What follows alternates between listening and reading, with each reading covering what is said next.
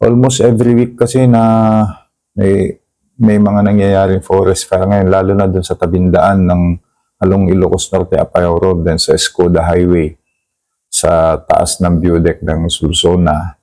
Kaya nakikita namin, pinapunta natin yung mga enroll natin, yung police tsaka BFP, DRRMO natin. Halos yung site na yun yung palaging nagkakaroon ng forest fire dahil siyempre since October hanggang sa panahon na to, wala nang masyadong ulan. Kaya nagdadry na yung mga damo natin sa mga dahon ng mga puno. Kaya dapat lahat makikipag-cooperate dito, yung mga riding public or mga bumibisita along Ilocos Norte, Apayao Road, maging maingat din, lalo na yung mga nag-i-smoke. Huwag tapon ng tapon kasi mabilis, kasi kumalat ang apoy pag ganun. So weekly na, pangalawang week na to na may nangyayari, pero pula na naman na, pero nananawagan tayo sa mga lahat para wag paulit-ulit na nangyayari yun.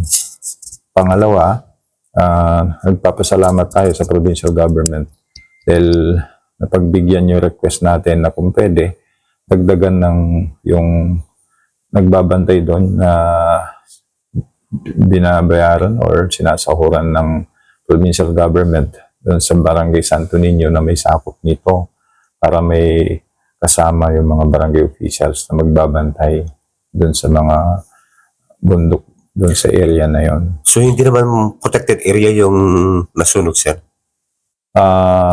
Protected area din siya, pero yun nga, itong last 2 weeks nangyayari yun doon sa mismong tabi ng daan. So ang ano namin, dapat talaga mag-ingat yung mga tao na dumadaan doon. Di naman siguro sinasadya. Baka may natatapon lang na yung upos ng sigarilyo. Kaya yun ang cause ng forest fire natin.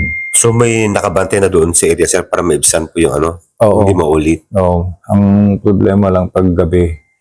Kaya may choke point naman doon sa boundary natin ng Apayao. Kaya nagpag-coordinate na rin tayo sa DNR. Kaya kung pwede, may permanente ng tao doon na kasama ng mga bro natin, mga forest, mga ranger natin na binibigay or sinasahuran ng provincial government.